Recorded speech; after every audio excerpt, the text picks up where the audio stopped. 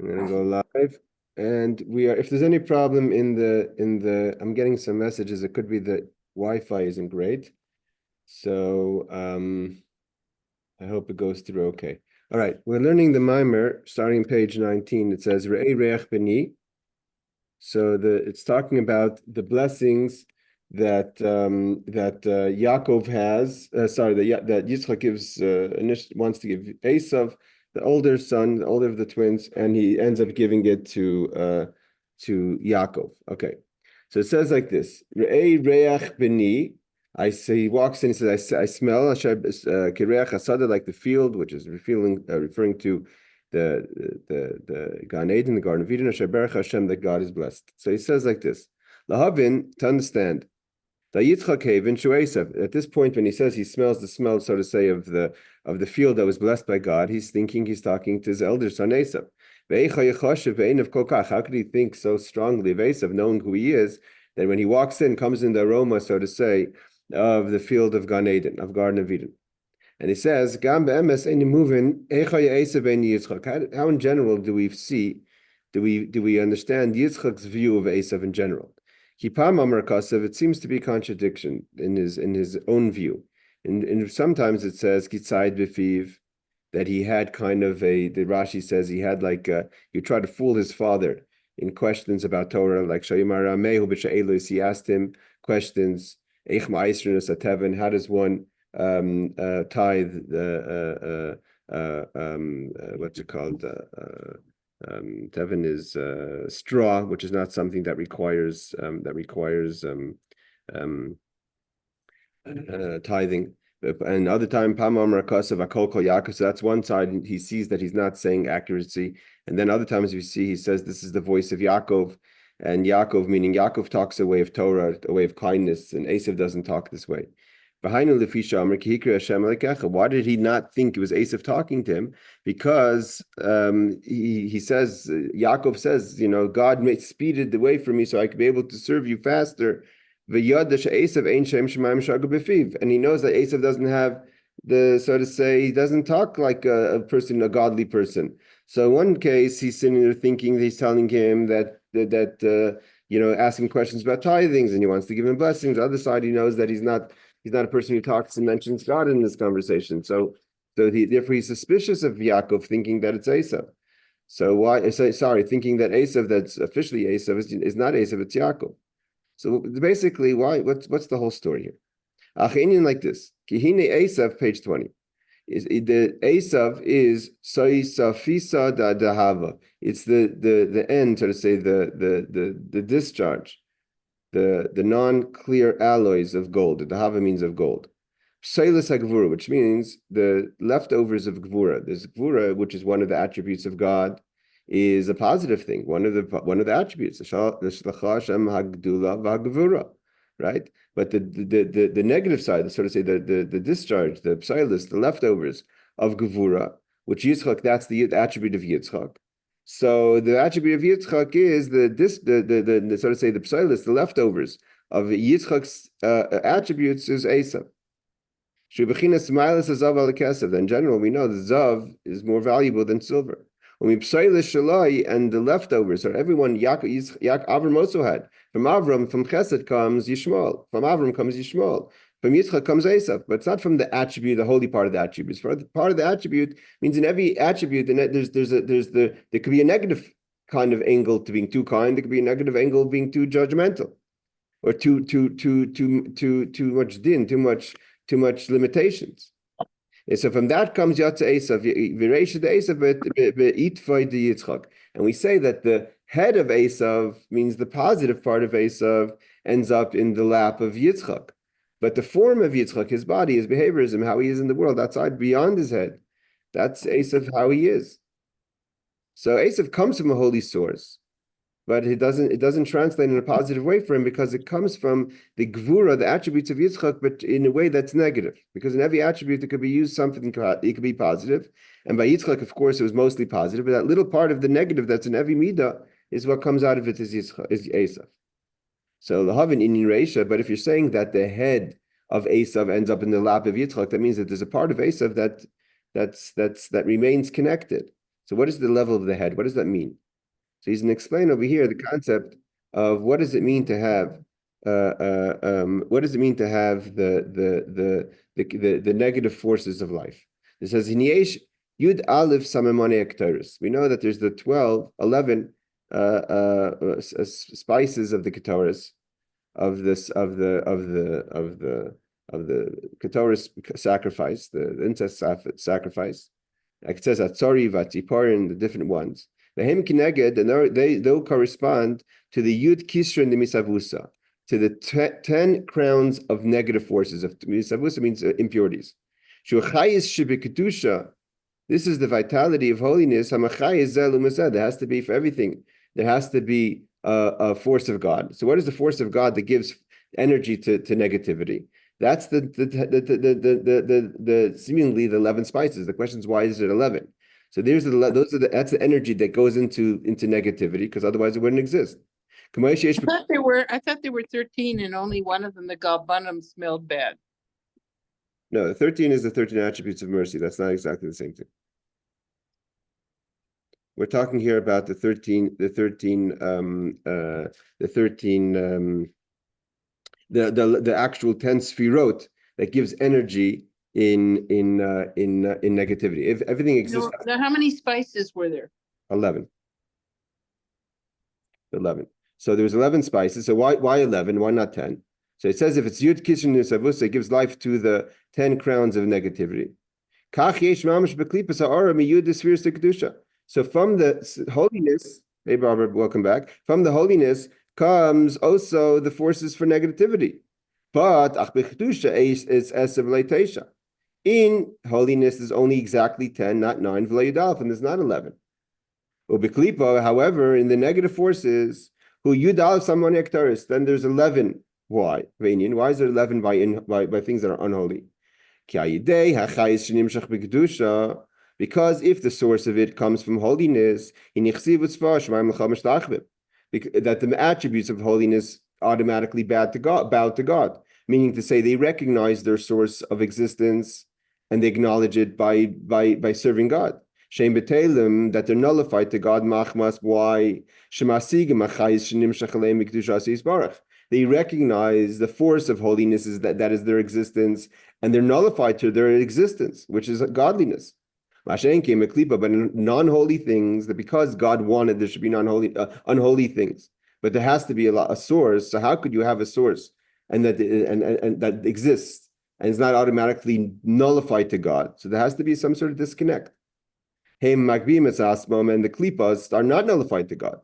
They elevate themselves in the negative attribute of the ego, the chutzpah with the outrageousness. Saying v'hainu lefish means to say that as if they exist. They look at themselves as something. With magbiyim, they have elevation, ego. So how does that happen? Because in holiness, the godliness is revealed. If the godliness is revealed, so they recognize it and they acknowledge it and they nullified it. But in unholiness, so their life source is hidden in them, and they don't recognize it. It's as if they say, "I'm alive. I'm alive on my own," but they're not alive on their own. They're not recognizing the godliness that keeps them in existence. And how is that? It says that's considered beside godless. That's the way things are in a way of exile. That there's a holiness, but it's exiled in a way that it doesn't reveal itself. And because it doesn't reveal itself, the entity that's siphoning off its existence feels that it's something. Therefore, the effect on them is not the same. Because even though they're taking from holiness, they're not nullified because they don't recognize their source of existence.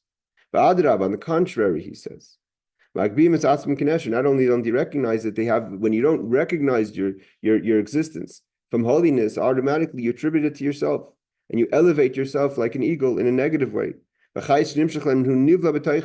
And it gets swallowed up. The meaning to say swallowed up is it doesn't stay. The source of life gets lost in them, and therefore they're able to go against their source of life. But the question is that if it gets swallowed up, then there's a disconnect. If there's a disconnect, why don't they disappear? How does it stay in existence? So here he teaches us how do they continue to live from and exist from holiness, if their life source gets disconnected. So they should, like if you cut a wire, the electricity, the current doesn't go anymore. If their energy is swallowed up. That's the 11th spice. The 11th spice of Lavona of the Shibiyud Aleph Samon Ektaras of the 11 spices of the Ketores. It's giving light over, even though, so to say, their internal life of existence gets swallowed up, but it still connects in an encompassing way to the holiness. And the part that is encompassing, I mean outside, obviously doesn't get swallowed up. So there's, so to say, like a wireless connection, right? There's a wireless connection, although it's not connected directly. So the part of the holiness, so to say, that gets swallowed up and is now totally dominated by negative, its existence is siphoning in an encompassing way from holiness. And that's why there has to be an 11th spice. The 11th spice remains holy, but it gives a chayis, it gives a vitality in an encompassing way. And that, so to say, disconnect is how the negative forces could live, exist, thrive, lift themselves up and say, I'm going to fight God, I'm going to fight godliness and holiness, and still exist. Because it's only coming from an encompassing energy, it's above their das, their hakara. Hadas is recognition. They're not recognizing that. They don't feel it. So to say, it means to say this, just technically. What the Alter Rebbe is saying over here is it's kind of mechanical.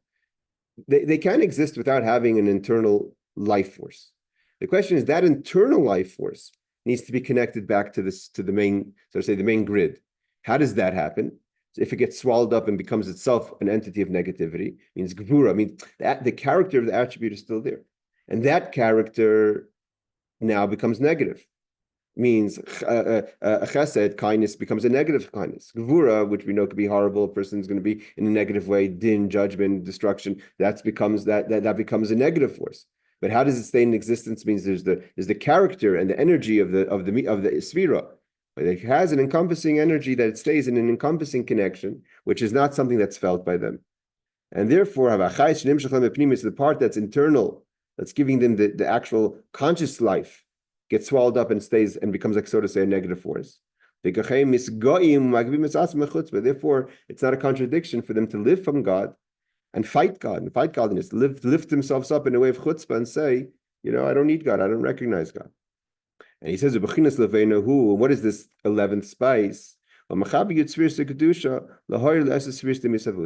That's the connection of the main 10 spheros that remain holy, and when they were revealed in existence, when they are bipnimius, then they affect bittul, nullification. But that 11th spice is able to take from that energy and give it an encompassing energy to give existence and a continued existence, so a kiyum, to negative forces. And that 11th spice is represented by the head of Eisav. And therefore, when Eisav dies, right, when he gets killed by the son of Yaakov, by the grandson of Yaakov, Chushim, so then they disconnect, he cuts his head off. What happens when he cuts his head off?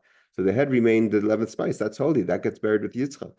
But the body doesn't get into the cave of the Machpelah. The Hainu, Bechinas Makiv, the head of Eisav is that Makiv, is that 11th spice. And that stays always connected to Yitzchak. Mamish Bekadusha, Bechinas Makiv the Eisav. And therefore, he's saying it's not a Eisav is not a contradiction. He has multiple things going on in him. He has the head in him, and therefore he's asking questions in Torah. He asks, how does one tithe a straw? We tithe the pneumis, but the way he lives his life, the energy that's within him, he doesn't talk a Jewish talk, he doesn't talk a godly talk, he doesn't talk about God. And Yitzchak knows this. So Yitzchak's not, the unawareness of Yitzchak as a father is not that he's blind to Eisav. He sees Eisav as the whole story, and he knows that he has a very good side to him. His head is holy, and he's trying to figure out, how do I connect his head with his body? How do I change Eisav?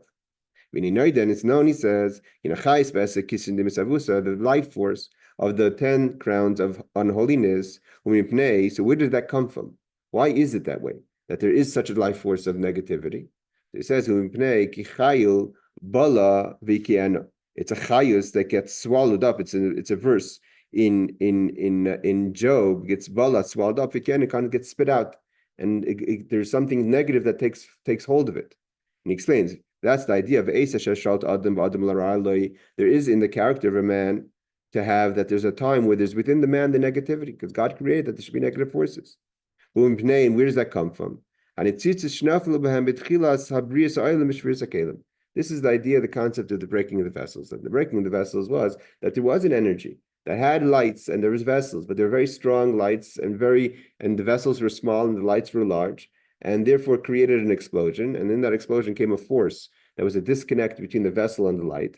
And that's why there's still till today, there's still a concept of negative forces. There was life and then there was death. Death means that there was no holiness anymore. Death is a negative thing. That's why it only came to the world with sin. The Gam, and he continues, page 21. That's one thing. So one thing is that there's in the world negativity that we learned in Bereshit. That comes from the breaking of the vessels. It's nothing to do with what we did. We didn't contribute to that concept. And then he adds to that, how does it become our problem? Like we learned. Once we ate from the tree of knowledge, that became part of our issue. Like it says in the book of Gilgulim, which is a Kabbalistic sefer, page 21 of Shimon. So we're trying to understand the difference between why does Yitzchak want to bless Eisav? So he doesn't not understand Eisav. He knows who Eisav is, but he knows that Eisav's head is holy because there's an original source that's holy, and his body is the problem. So he's trying to connect the head to the body. So why is there the negativity? Why is there the disconnect? So he says one is because of the breaking of the vessel. And the other one is we ate from the tree of knowledge. And the tree of knowledge had that negative force of the breaking of the vessels. But it was beyond us, but now it became part of us. And that's the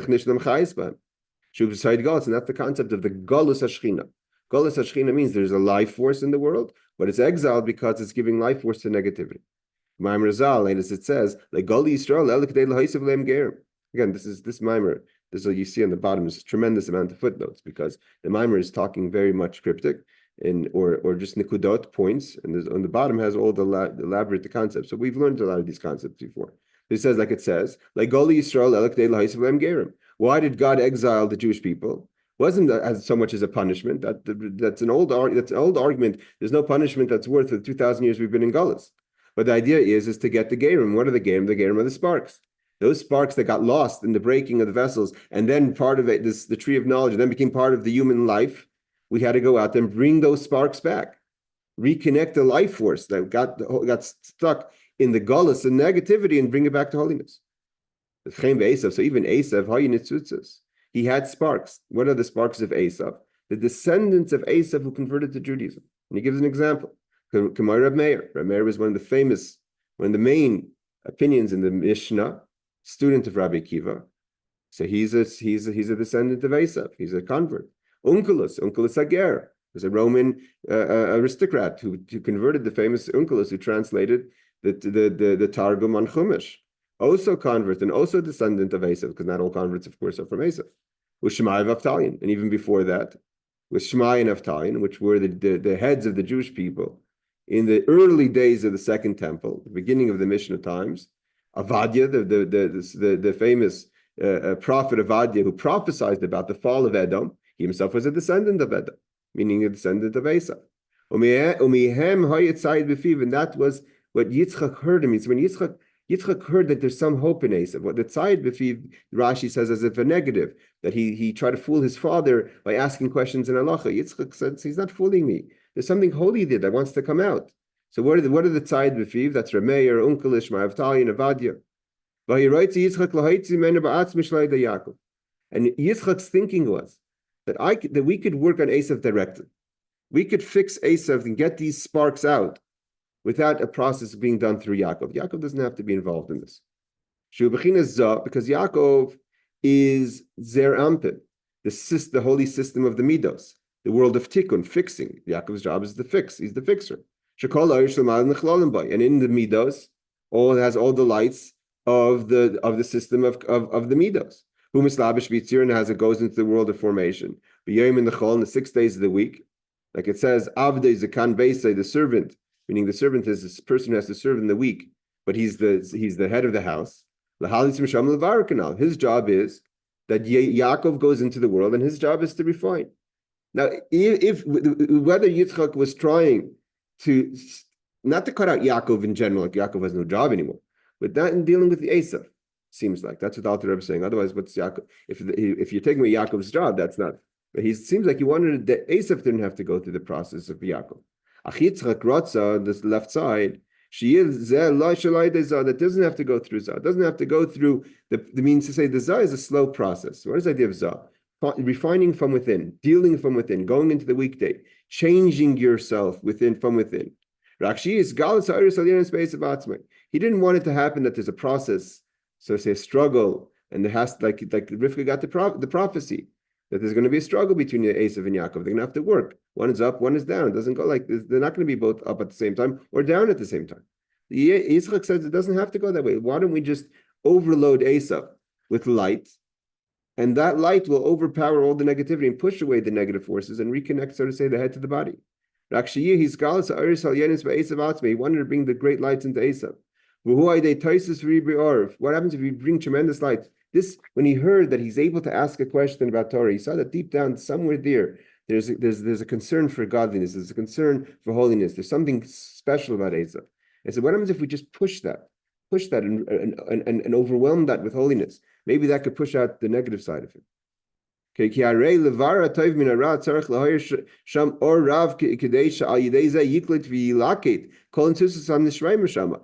if you bring a big light, like the light of Solomon, right? Shlomo Melech had a big light, and all the sparks came to him. So he figured bring a big light into Eisav and bring out those sparks within him. Now, the question is, based on the teachings of Kabbalistic teachings and the teachings we find this in Orach Chaim, when he talks about the woman who's taken in captive, right? The Yifat Toar, the beautiful woman taken in captive. So over there, the question is obviously that sometimes you take out the spark, and the idea is, like he says, that the spark overwhelms the person, takes over the person, becomes the host. Or if the person doesn't come to the host, at least you get the spark out. But not, you can't leave the spark to be trapped. So Yitzchak seemingly didn't want to just take the spark out, but to reveal the spark, and that Eisav should be transformed. That's why the blessing, thinking that he's blessing Eisav, he says, may God give you from the dew of the earth, of the heaven. This is the dew that's talking about from the world of, from the level of Atik, of pleasure, means God, deep pleasure that goes down into the Midos. And he wanted that, which is later going to resurrect the dead in the comings of Mashiach. He wanted to bring that this great pleasure, this great light that could transform Eisav. Eisav all of a sudden who's becomes a slave to the pleasures of the world, to realize not lachzis b'nei Hashem, to see the pleasures of godliness. Imagine Eisav who's a person who's driven by the pleasures of life. That's what motivates him. He's able to see that yes, pleasure is good, but there's holy pleasure, right? So that's what he wanted to reveal in Eisav, and then that would reconnect Eisav, and then you have a tremendous force because Eisav is strong. He does things. He's not chalak. He's not passive. So he wanted to bring that out in Eisav. Arts in the fat of the earth. Shemin Chacham. He wanted to bring both the pleasure and the wisdom. He wanted to connect them to the holy things. The Abba Yesod Barta, and from the father, meaning Chachma, is the daughter, create something. Hanikar Eretz, which is the earth. Mishmani Arts, defect the earth. He wanted to bring down the Chachma and the pleasure. Again, the Tal is connected to the pleasure, and the Shaman is connected to the Chachma, the oil. To bring out the sparks. He doesn't, from the basic translation, the word looks like he's looking to take out the sparks. But that would then it would seem like it was just it wasn't benefiting Eisav. The idea was to bring out the sparks in a way that would transform Eisav. Like we see, when the sun shines strong on the earth, right? What happens? All the moisture gets up. It draws out all the moisture of the earth. Like it says, the pasuk says about that the water, the moisture gets lifted up from the sun. Same strategy is when you have a big fire, like I said, by Shlomo Melech, it takes all the sparks. It takes away the small lights. When there's going to be a tremendous abundance of light coming from heaven, it draws and takes out all the sparks. Again, you have to maybe look at all the footnotes, but it seems like the idea is mainly that there's that it's the light transformed. Like if I'm going to read quickly the first part of footnote 261, because he says over there like this: Torah from the Tzemach Tzedek, Mevar Ritzainish Yitzchak al Pasik Eisav Ishu Deatzad Ishad of Yaakov Ishtam Yeshav Oilam. And the verse says the difference between Eisav and Yaakov. That Eisav was a person side befiv, seemingly was a person of the field, hunting, and Yaakov was a person that sat in the tents. The Mishamis Yisrael Yesh Gamkin Beis Madregas B'derech Klal. Not just that there's Eisav and Yaakov, but even in the souls of the Jewish people, there's two types of souls. Ha'alef Yeshav Oilam, the person who sits in the tent. That Torah is their occupancy. That's what their living is. Ba'beis, and the second type of person is Bali Asakim, a business person. Torah mitzvahs and ma'asis. That's a person who's really out there doing Torah mitzvahs. And he says that's also the difference. Torah is the person who sits in the tent. The mitzvahs is the person who's out in the field, has more opportunity to do mitzvahs. Like it says, Zvulun and Yisachar. Zvulun is the business person. Yisachar is the student, the person who studies.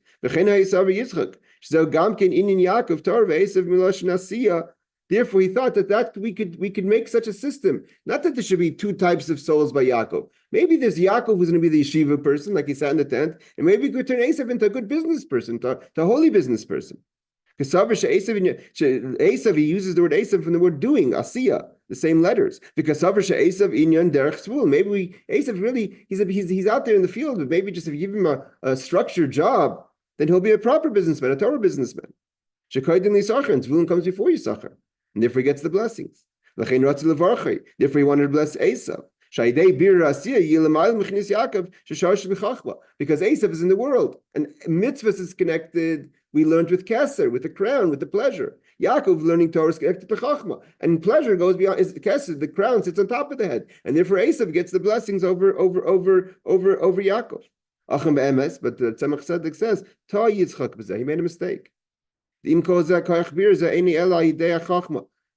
has to do that. You can't just create. The starting point has to be the Torah, and even though eventually the business person who's drawing energy from the Torah, Yaakov has to affect Eisav. Not that Eisav exists on his own, because that's not going to happen. There's going to be a disconnect. All right, let's go back to the original text. So he's so page 22. Okay, so he says that's what Yitzchak wanted. To give an overwhelming light to Eisav, and therefore to transform Eisav, or like the Tzemach says, the Machzedek says, even to turn him into the Jewish businessman, as opposed to being someone from another nation. But the only way this to work is for there to be a tremendous light. You can't just wish that to happen. It has to be given a lot of energy. This has to come from a blessing from above. We say the starch is above the chain, because in the chain of creation, Eisav has a disconnect. He's not driven by the pleasures of Torah. He's driven by the pleasures of the world. If he should say, and because, like we said before, that he's connected to the Tumah, and the Tumah is disconnected and it's only siphoning off in an encompassing way, so there's no direct connection. You can't just reconnect. You can't put the wires together just like that. That has to come from a third party. That's a general rule in Chassidus and Kabbalah. The Shlishia Medaber, that when you have two levels, 1 and 2. So you can't just connect 1 and 2 if they're separate. If they're separate, there has to be the third. Like Hashem says, "Vaydaber Hashem Moshe," God spoke to Moshe. There's Hashem and there's Moshe, and there's the narrator who is speaking about that. So the same thing that's in all within holiness. The same thing over here. If Yaakov, if the lights of the forces of negativity are disconnected and Yaakov is connected, and you want Yaakov to affect that, and so they're separate, so you can't just put it back together. You have to have an outside force, a stronger force, and that was the blessings that Eisav wanted to give. Yitzchak wanted to give to Eisav. So if you say the shtash is like Eisav Kedai, because the end of the day is what you see in the potential of Eisav. That doesn't mean you have to bless him. He's not worthy of it. I'm going to bless you before God. Anytime it says Lifnei Hashem before God, so usually the literal translation means so God should be giving you a blessing. But like we say in Yom Kippur, Lifnei Hashem Titorah, that before God you should be purified, means you have to reach above the name of Hashem. The name of Hashem starts already with the system of creation Torah. Torah is Hashem. And therefore there's Yud that already starts with the concentration, and there's the Hey and the Vav and the Hey. That's already a system of creation. That's what the name of Yud Kevavke creates. And in creation, Eisav doesn't deserve. So Yitzchak says, if that's okay, I'm going to go Lifnei Hashem. I'm going to go beyond the name. There's an energy beyond the name. A name is already a contraction. God is putting him into the name. He's beyond. He himself, so to say, is beyond the name. So therefore, I'm going to go beyond the name, and I'm going to bless Eisav. I'm going to give him enough power that we can reconnect him. Why did he do that? Why did he want to cut Yaakov out? That the Eisav should be able to be connected directly with his force, so to say, without having to go through Yaakov. Yitzchak was so high, he saw things from above. And when you see things from above, you see the positive. When you see things from below, you're eye to eye with the negativity. So then you're saying, okay, whatever. I know you see the potential of the person, but I see the person as they are. They say the similar view is the difference between how Yisro saw the Jewish people, Moshe's father-in-law, and how Moshe saw the Jewish people. Moshe saw the people from above. Therefore, every time they came to him, their problems went away. They were overwhelmed by Moshe's greatness. But Yisro said, yeah, but that when they go away from you, they start fighting about petty things again. You need to have a judicial system. Because at the end of the day, when they come to you and they feel like their problems are small and everyone's getting along, that's okay. But then they go away from you and they come back to fighting about small things. So and because he saw the potential in Eisav, so therefore he wanted to go that direction. But the Rebbe says, Alter Rebbe says at the end of the day that was still a mistake. Why? At the end of the day is from Hashem's perspective. From seeing it from all the dimensions, it still has to go through Yaakov. Why? Because if Yitzchak would have accomplished what he wanted to do, so he would have one or two things would have happened. Either he underestimated the negative force of Eisav, thinking that if I overwhelm him. Yes, Barbara, you asking a question? Yeah, I just had a quick question. You were talking about how Hashem and Isaac saw everything from above. That Rebecca was there, and she was looking at both her sons, and she was seeing that Yaakov was more worthy of, the blessing than what Esau was. So how do you explain that? Because Rivka was in her intuition, like women have, she saw it from God's perspective. Okay, thank you. She was able to see that Yitzchak was kind of, I don't want to use the word blinded, but he was seeing it just from a single view. And Rivka, because she was a person, she came from that background, she understood that maybe Yitzchak, like the Alter Rebbe is going to say now, was underestimating Eisav.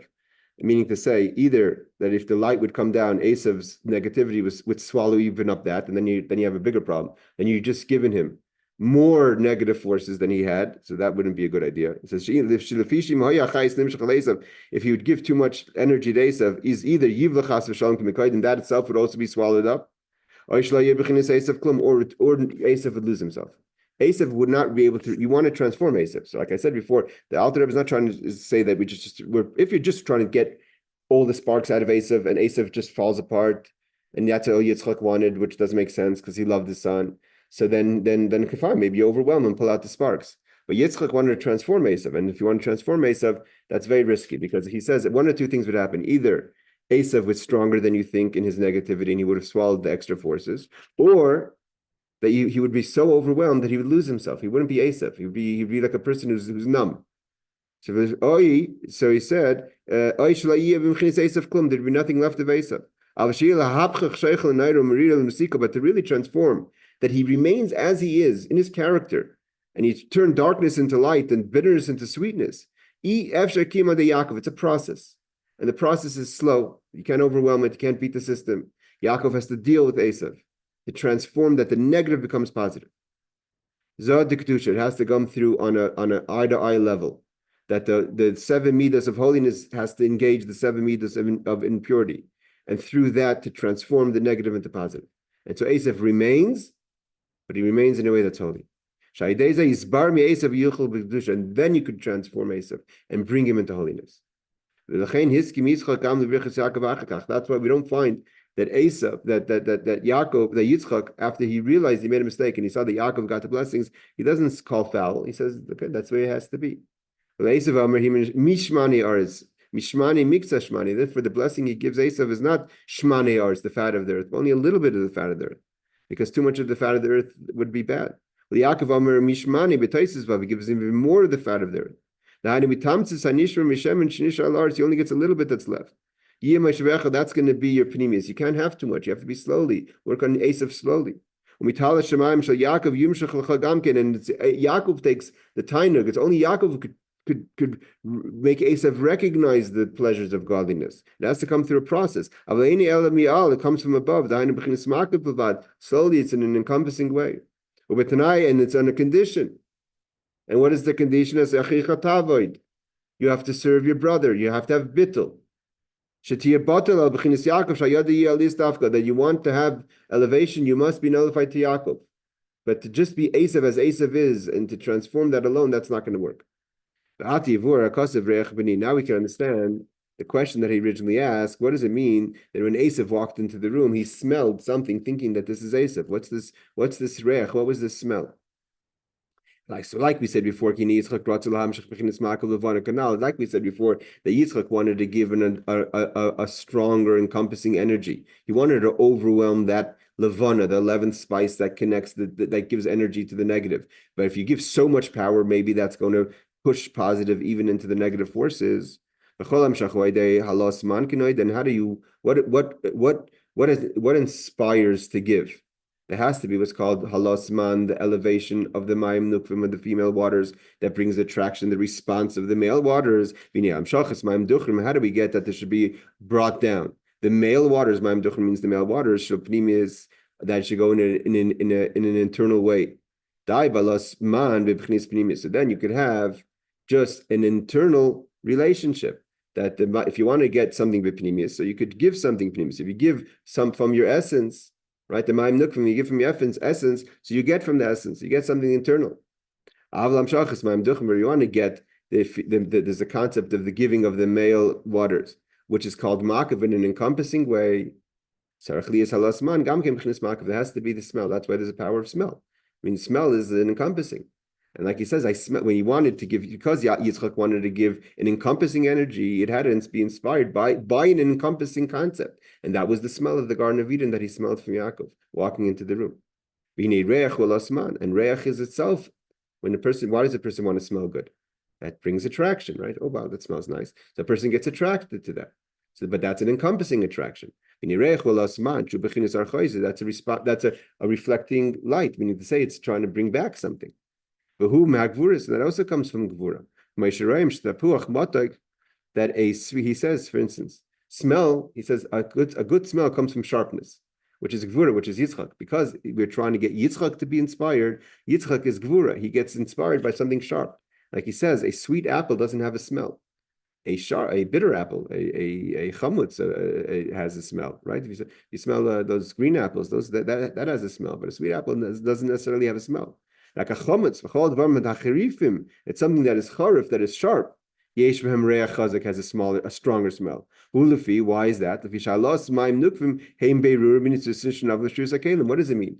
The female water, so to say, in the system of creation, we're not talking about just in relationships, but the system of creation in godliness is where's that energy to give off of a smell comes. I mean, a smell that's attractive. It's supposed to be attractive to the giving forces of holiness. It comes from the broken vessels. The broken vessels create a smell that tells the giving forces that there's something here. Pay attention to me. Try to bring me out. Try to elevate me. The mitzvahs, the other mitzvahs don't have the effect like a smell, like a carbon, like a sacrifice has. By sacrifice, it says a good smell to God. Because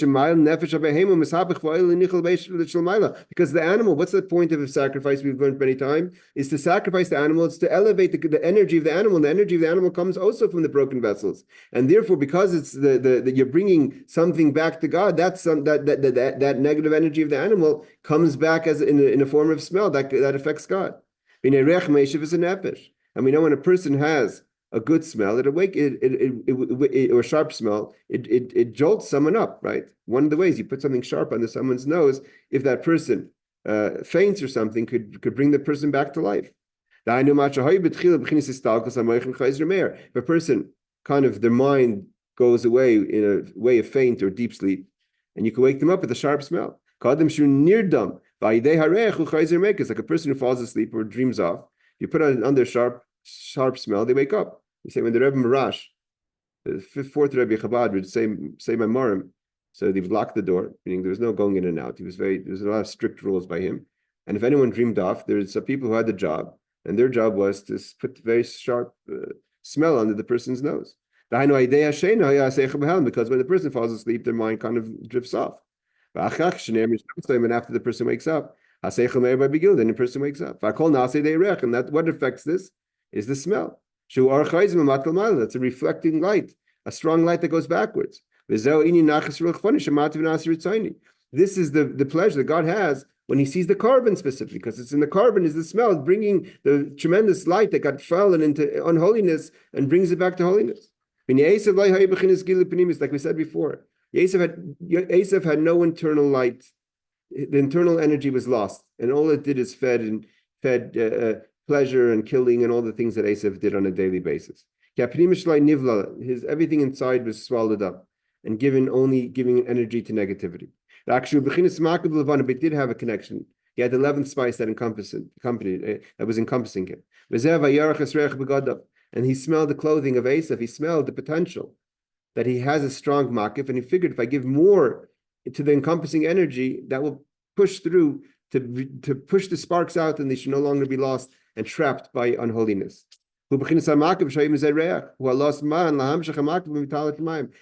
smell of the potential, because all Eisav had was a good smell. The person himself is rotten, but he gave off a good smell, a good fragrance. Why? Because he was connected. He had a high connection that was giving light to negativity, but there was potential, and Yitzchak smelled that, and he thought he smelled that from Eisav, and he thought, oh, this is what I'm trying to do. And he says, this is the field of God. So he says, Hine, Malchus Atzilus. You try to go a little further. We're going to get to there's another question, obviously. What's the obvious question to this? But it wasn't Eisav, it was Yaakov. So if Eisav is encompassing, and his whole connection is encompassing, and Yaakov is internal, so what was the smell he smelled? Because in reality, it wasn't Eisav who walked into the room, it was Yaakov. So before he gets to that question, he says that what does he smell? Asadu b'chinas malchus atzilus shvem gamkein b'chinas losman v'yesh b'm beis b'chinas.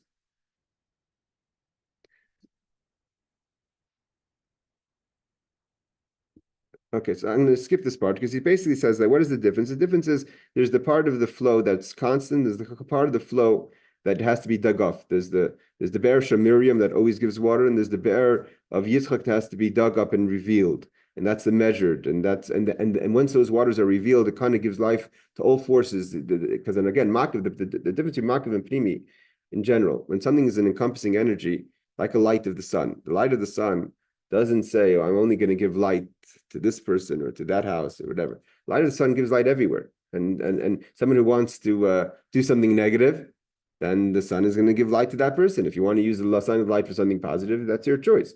But the sun is there. That's the downside of Makif. It's just there. That's why it can give forces. That's why it gives energy to negative forces.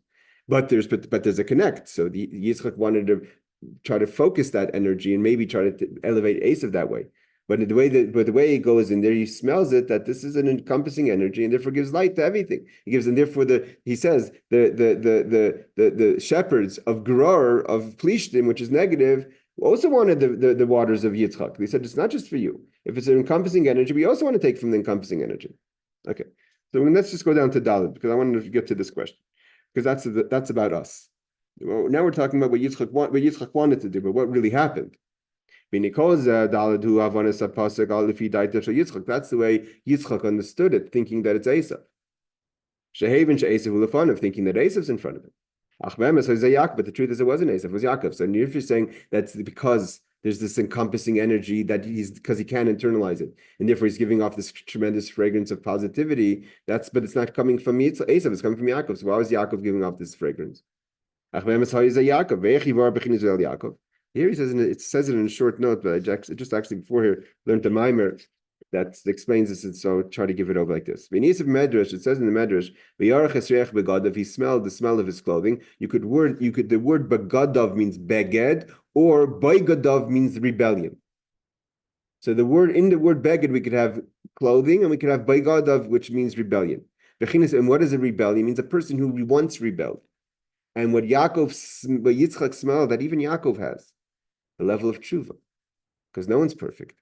So begadav b'chinas bal tshuva, he smelled that's not just the absolute negative forces in the world that have negativity, but there's also people who are trying to do good, but or either they fall or they feel their distance in their. It means there's two ways you have tshuva. We've learned before. There's the tshuva for the sin, and there's the tshuva for the distance. It means even a tzaddik has tshuva because every tzaddik is distant from God. You're in the world. You're not in a world of holiness. You're not in the Garden of Eden. You're in a world that has to deal with reality. So because of that, you're feeling distant and you want to return to God.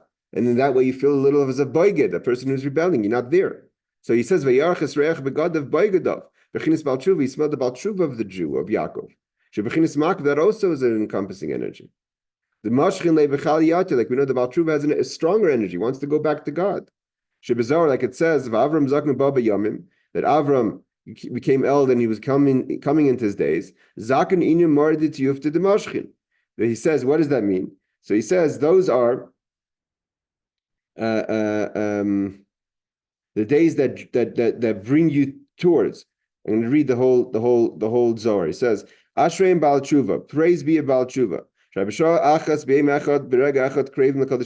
Within 1 day, 1 second, you could become close to God. This is all the Zohar. You could become closer even than the highest level of tzaddik. She's that spent their whole life being close to God. When did Avram slowly get close to God? Only when he became old. But a Baal Tshuva, who in 1 minute comes back to God, in 1 second cleaves to God. They have a stronger urge of the heart than the tzaddik who's slowly building up. It says Yitzchak, Avram became Baba Yam only when he was old. He became complete. But the Baal Tshuva could come complete in 1 moment. So he says, it's stronger the days that happen, that the days of the tzaddik takes mashkin, takes time.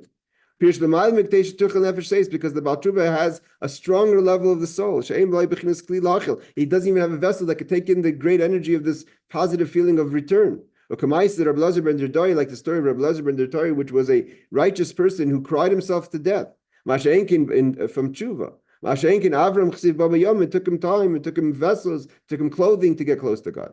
This by God of when Yitzchak smelled the power of Tshuva of Yaakov, that also is an encompassing energy because it can't remain in the body. That's why the Baal Tshuva is boiling with love for Hashem. It can't contain it. When a person realizes the greatness of God, that God doesn't change. It's only the ray of God in the world. And nevertheless, he shows his ray towards the Jewish people. They don't have to have a virus to be a Baal Tshuva, but just to raktsayek al period. You don't want to be distant from God. So that means a person. It means what is that? What the Alter Rebbe is saying over here is an amazing idea. The Baal Tshuva is not the fact that you sinned. The Baal Tshuva is that the sin caused you to get this tremendous, uncontainable love. So either you could get that uncontainable love by really being distant from God through sin, or you could get that uncontainable love even if you're a tzaddik, but not just going through a passive day-to-day, but by recognizing the greatness of God, and you don't want to be in this mundane world. So therefore you're screaming for the distance. Also you have an uncontrollable passion. And that creates the smell, the fragrance of Yaakov. Therefore he's able to bring down the great blessings. Because like you said before, in order to get the fragrance from Yitzchak, you have to Makiv attracts the Makiv, and external attracts external, and internal attracts eternal. So a Primi brings a Pnimistic response. But you want a Makiv, you want an overwhelming, encompassing energy that can't be contained in a vessel that comes from Yitzchak. Show the part of you that also can contain the feelings for God. But what do you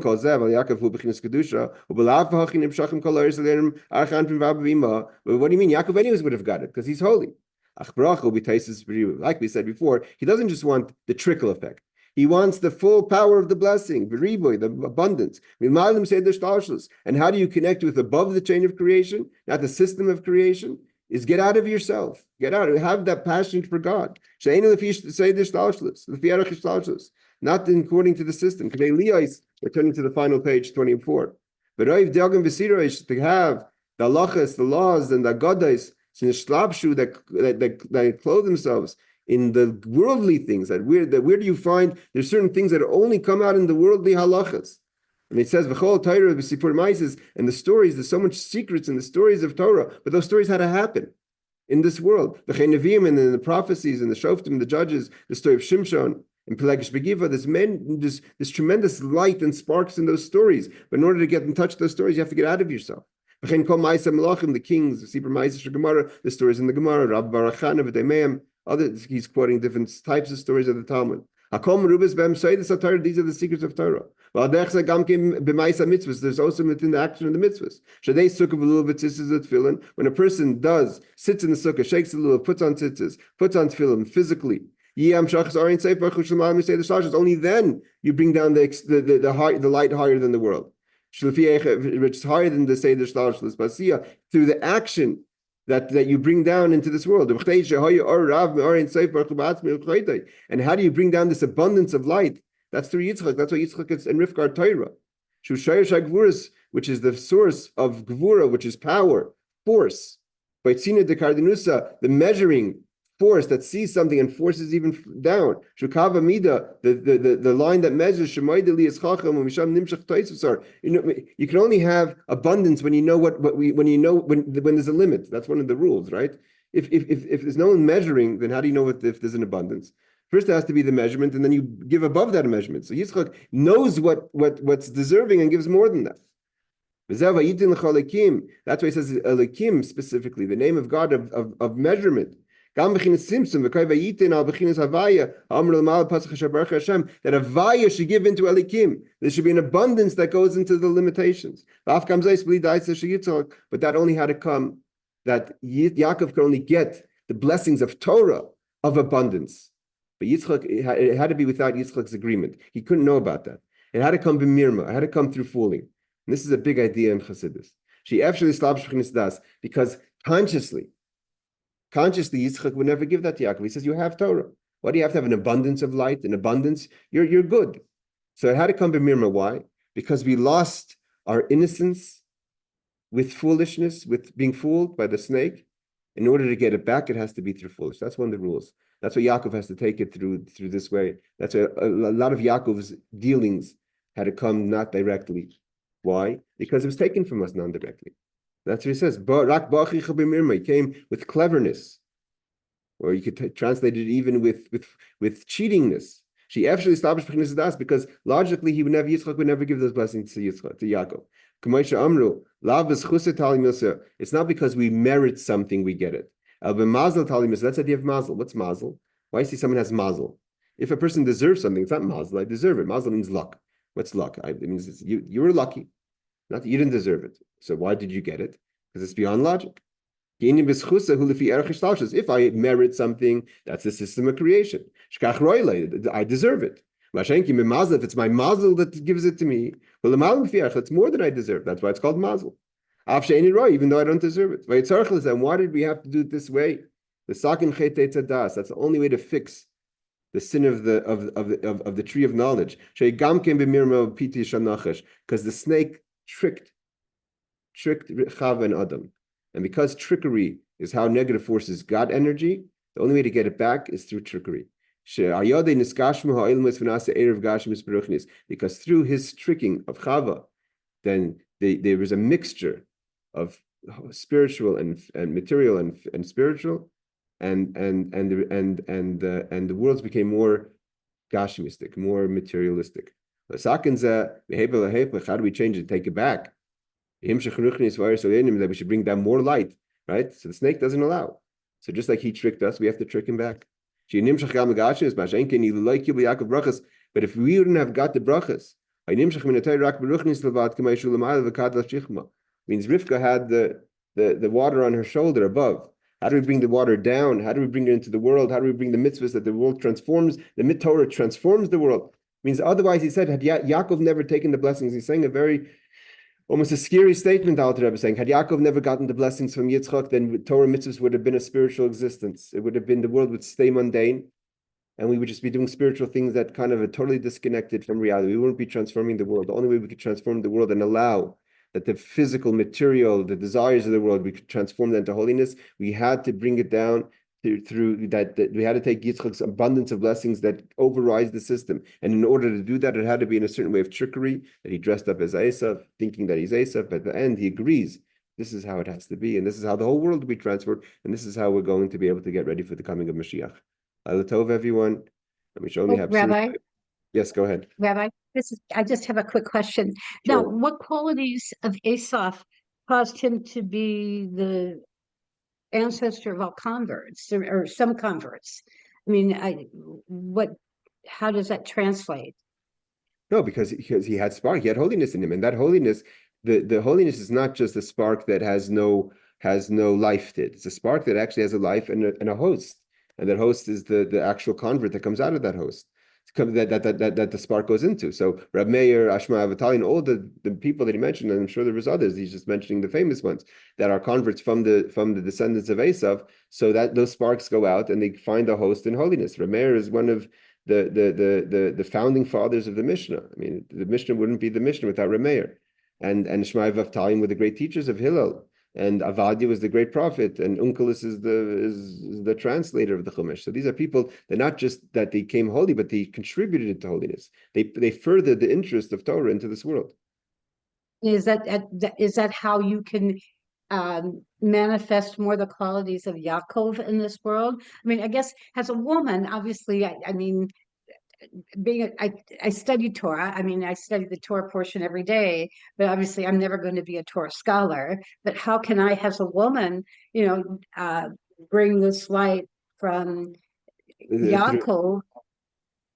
Through studying Torah, women study Torah. Through studying Torah, doing mitzvahs, women do mitzvahs. Everyone, both men and women are studying Torah and doing mitzvahs. By doing Torah mitzvahs, and especially the mitzvahs that are special for women, like keep family purity and Shabbos candles and making challah.